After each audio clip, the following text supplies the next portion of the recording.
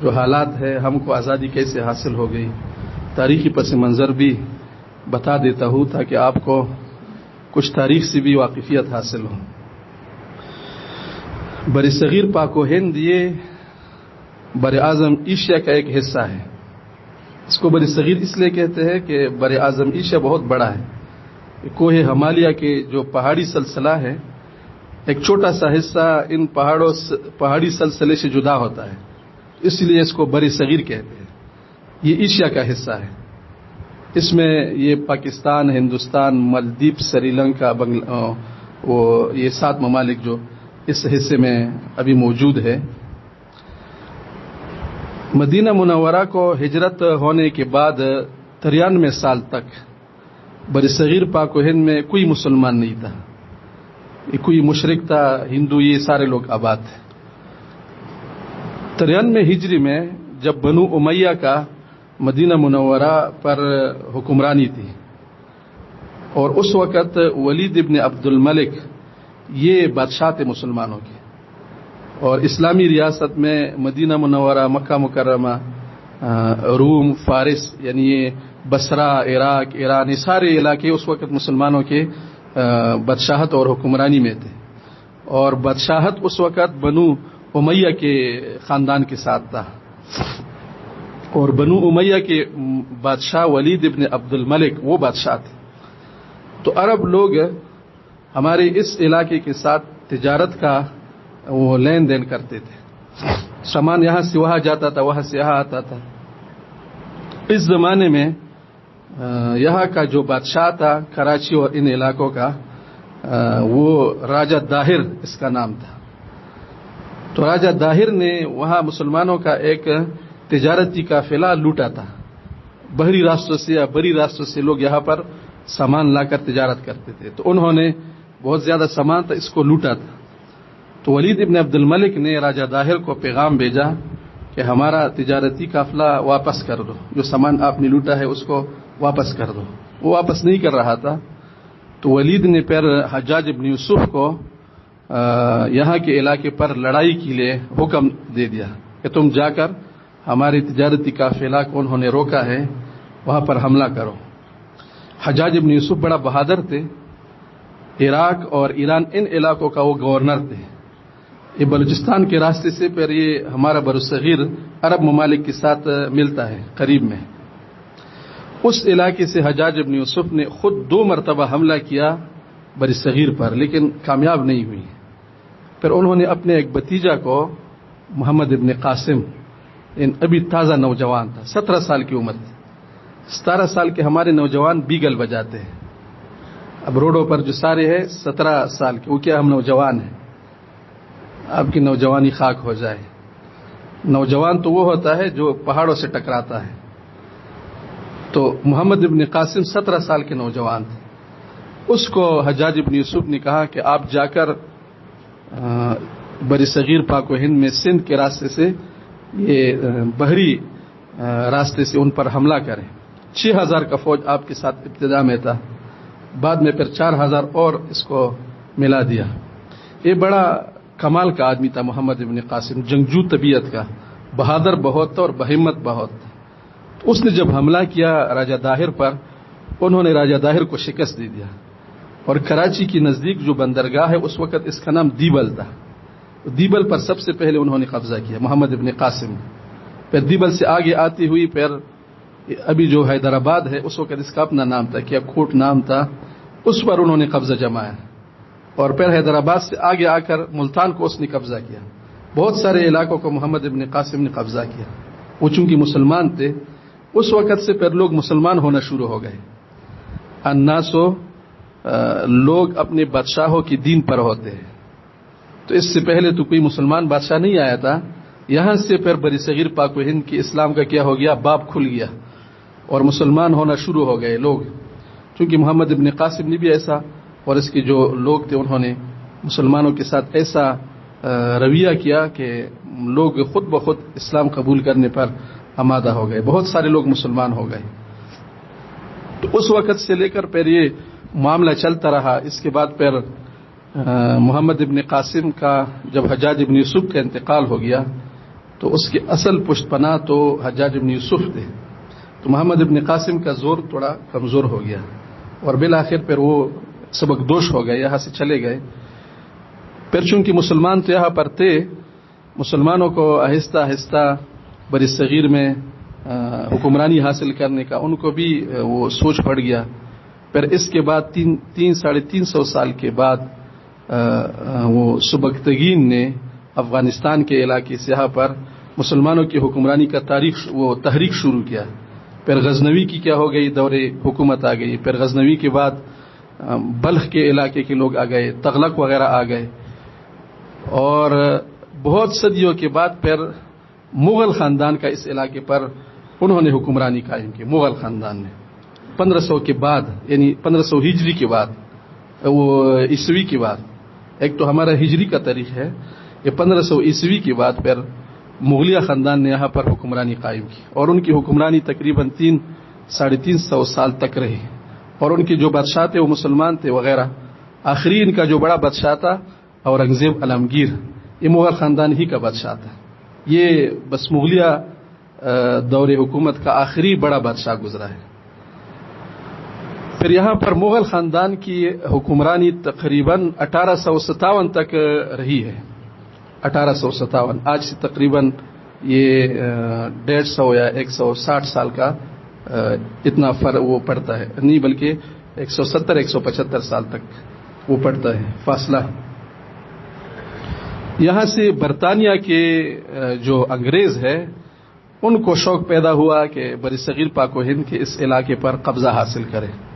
تو ابتدا میں تو انہوں نے تجارتی کمپنی لگا کر وہ یہاں قائم کیا اور یہاں پر اپنا رسوخ پھیلانا شروع کیا. سیاست میں پھر مداخلت شروع کیا, پیسہ لگانا شروع کیا. مسلمانوں کو جب محسوس ہوا کہ یہ تو ہمارے حکمرانی کے لیے خطرہ بنتے ہیں تو انہوں نے ان کے ساتھ مزاحمت شروع کیا. اور پھر 1857 میں برصغیر کے تمام جو لوگ ہیں, خواہ مسلمان ہو, ہندو ہو, سکھ ہو, سب نے مل کر پھر انگریز کے خلاف تحریک آزادی شروع کیا 1857 میں. لیکن اس میں یہ لوگ ناکام ہو گئے, کامیابی انگریز کو حاصل ہو گئی. اب 1857 کی لڑائی لڑنے کے بعد جب مسلمان ناکام بھی ہو گئے تو ان کا حکومت اور مضبوط ہو گیا انگریزوں کا. اس کے بعد وہ پوری طرح یہاں پر کیا ہو گئے, قابض ہو گئے. لیکن مسلمانوں کے دل میں آزادی کا جذبہ مضبوط ہو گیا کہ ہمیں چاہیے کہ ہم یہاں پر اپنی ریاست, اپنی حکومت قائم کریں. یہ باہر سے انگریز آیا, ہمارے اوپر وہ حکمرانی کرتے ہیں, بادشاہ بنا ہوا ہے. لیکن 90 سال تک مسلمان اندر سے تو اس کے خلاف منصوبے بنا رہے تھے, لیکن جلدی ان کو موقع نہیں ملا. پھر 90 سال کے بعد 1947 میں 1947 سے پہلے تقریباً 1903 میں مسلم لیگ کا, آل انڈیا مسلم لیگ جماعت, مسلمانوں کے حقوق کے حصول کے لیے وہ تشکیل ہو گئی.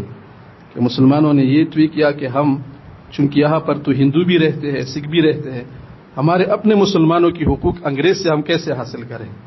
تو ایک وہ پارٹی تشکیل ہو گئی مسلم لیگ کا.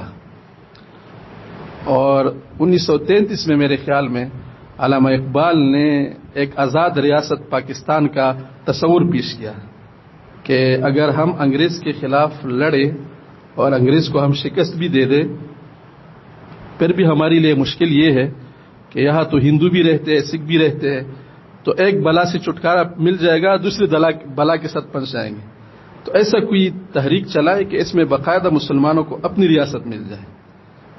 تو 33 میں پھر مسلمانوں کو پاکستان کا انہوں نے تصور دی دیا علامہ اقبال نے کہ ہم اگر تحریک چلاتے ہیں تو خاص اپنے لیے کہ ہمیں اپنا کوئی ریاست مل جائے. تو کرتے کرتے اس طرح پھر 1947 سے پہلے مارچ کے مہینے میں باقاعدہ طور پر پاکستان وجود میں آیا, اور 1947 کے بعد اس کا اعلان کیا گیا. مسلمان آزاد ہو گئے. آزادی کا نام حق ہم نے رکھ دیا, حالانکہ حقیقت یہ ہے کہ تقسیم ہو گیا, ہند تقسیم ہو گیا. آزاد کہاں ہوئی ہم؟ ہندوستان ایک طرف ہو گیا, پاکستان دوسری طرف ہو گیا. برطانیہ کا جو حکمرانی تھی وہ ختم ہو گئی, انگریز یہاں سے چلا گیا. اب ہم اسی کی یاد میں 1947 میں چونکہ یہ واقعہ ہو گیا ہم آج بھی اسی کی یاد میں خوشی مناتے ہیں، جشن آزادی، اور ہم اپنے آپ کو کیا سمجھتے ہیں؟ آزادی سمجھتے ہیں۔ یہ تو تھوڑا تاریخی پس منظر میں نے آپ کو مختصر بیان کیا۔ اب آزادی اس کو کہتے ہیں کہ ہم نے انگریز اور ہندو سے جدا ایک ریاست اور مملکت اس لیے حاصل کی تھی، دو قومی نظریہ کی بنیاد پر، کہ ہم ایک خدا کو مانتے ہیں اور ہندو بہت خداؤں کو مانتے ہیں۔ اب ایک محلے میں اگر ہم ایک ساتھ گزارا کریں گے، ہم گائے پر چھری پھیر کر اس کو ذبح کریں گے اور ہندو کیا کریں گے؟ اس کی عبادت کریں گے، تو آپس میں بنتی نہیں ہے، روزانہ ایک دوسرے کے ساتھ ہاتھا پائی ہوگی۔ تو بہتر یہ ہے کہ ہم ایک طرف ہو جائے، وہ دوسری طرف ہو جائے۔ وہ بتوں کا پوجا کرتے ہیں، ہم ایک خدا کی عبادت کرتے ہیں۔ ہم اپنے بچوں کو ان کے مندر میں نہیں بھیج دیں گے، وہ اپنے بچوں کو ہماری مسجد میں نہیں آنے دیں گے۔ بچے تو بادشاہ لوگ ہوتے ہیں، جہاں جاتے ہیں، لیکن مشکل پیش آئے گا ہمارے لیے، ایک ساتھ ہمارا گزارا نہیں ہوتا۔ اسی بنیاد پر تو ہم نے پاکستان بنایا، اور یہ جملہ بڑا مشہور ہوا اس زمانے میں، پاکستان کا مطلب کیا؟ لا الہ الا اللہ۔ یعنی ہم اس لیے پاکستان بناتے ہیں تاکہ ہم اس میں ایک خدا کے نظام کو اور ایک خدا کی عبادت آزادی کی طور پر کر سکیں۔ یہ اس عنوان پر لوگ جمع ہو گئے۔ سب سے بڑا کردار پاکستان کے بنانے میں علماء کا ہے، اور سب سے بڑی قربانیاں دینداروں نے دی ہیں، کیونکہ عنوان یہی تھا کہ پاکستان کا مطلب کیا؟ لا الہ الا اللہ۔ تو وہ لوگ جو حقیقی معنوں میں اللہ تعالیٰ کا نظام غالب ہونا دیکھنا چاہتے تھے، انہوں نے کوشش کی کہ ہم کو ایک ریاست مل جائے۔ پھر جب مسلمانوں کو اپنی ایک ریاست مل گئی، یہاں پر ایک باقاعدہ اسٹیٹ قائم ہوا، مملکت قائم ہو گئی، اور لوگ آزادی سے خوشی سے یہاں رہنا شروع ہو گئے۔ لیکن بدقسمتی سے ہم نے جس مقصد کے لیے ملک حاصل کیا تھا 1947 سے لے کر آج تک، وہ مقصد حاصل کرنے میں ہم کامیاب نہیں ہوئی، کیونکہ قومی آزادی کا مطلب یہ ہوتا ہے کوئی ریاست جن ستونوں پر کھڑا ہوتا ہے، جیسے یہ مسجد ہے، اس مسجد کا چھت جن ستونوں پر کھڑا ہے، اسی طرح کوئی ریاست جن نظاموں کے اوپر کھڑا ہوتا ہے، وہ بڑے بڑے 4 نظام ہوتے ہیں۔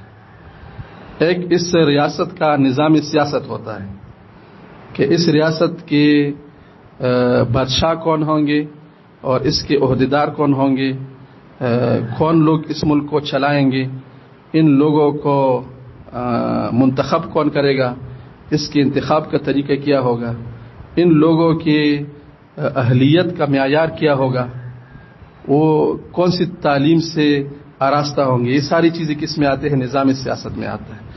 اسی پر کوئی ریاست قائم ہوتا ہے، کیونکہ سب سے بڑا ستون تو یہی ہے۔ اگر کسی ملک کے ساتھ سیاست کا نظام نہیں ہے تو ملک کو کیسے چلائے گا؟ جس ملک کا بادشاہ نہیں ہوتا، اس ملک کے مختلف شعبوں کے چلانے والے لوگ نہیں ہوتے، یا ان لوگوں کے لیے صلاحیت اور استعداد کا معیار نہیں ہوتا، جو بھی آدمی چلا گیا۔ چھوٹے چھوٹے کاموں کے لیے ہم اپنی طرف سے ان چیزوں کا لحاظ رکھتے ہیں۔ اگر کوئی آدمی ڈرائیور نہیں ہے، ہر کس و ناکس گاڑی کے اوپر سوار ہو کر گاڑی چلاتا ہے، تو آپ کا کیا خیال ہے روزانہ کتنے ایکسیڈنٹ ہوں گے؟ ہر گاڑی کا ایکسیڈنٹ ہوگا جس میں غیر ڈرائیور سوار ہے۔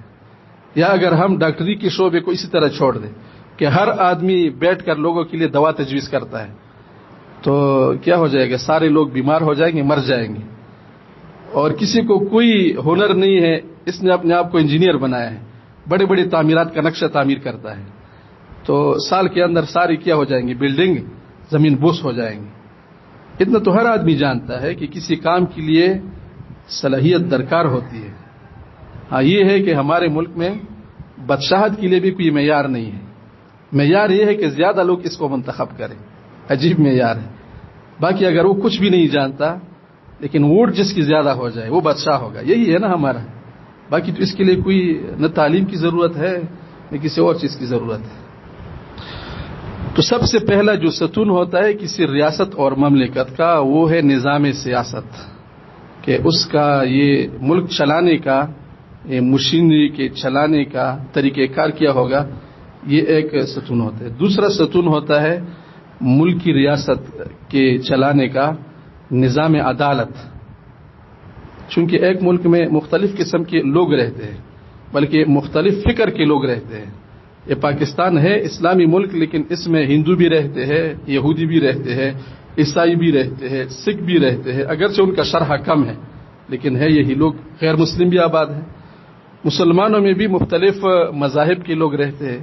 کوئی امام شافعی کا مقلد ہے، کوئی امام ابو حنیفہ کا مقلد ہے، اور مزاج کا بھی آپس میں فرق ہوتا ہے.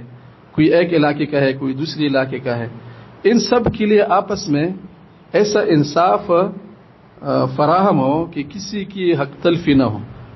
غیر مسلم کو اپنا حق پہنچ جائے، مسلمان کو اپنا حق پہنچ جائے، کمزور کو اپنا حق پہنچ جائے، چھوٹے بچوں کو، عورتوں کو، ہر کسی کو، کسی کی کمزوری اس کے حق تلفی کا باعث نہ بن جائے کہ اس کو حق اس لیے نہیں مل رہا کہ وہ کمزور ہے.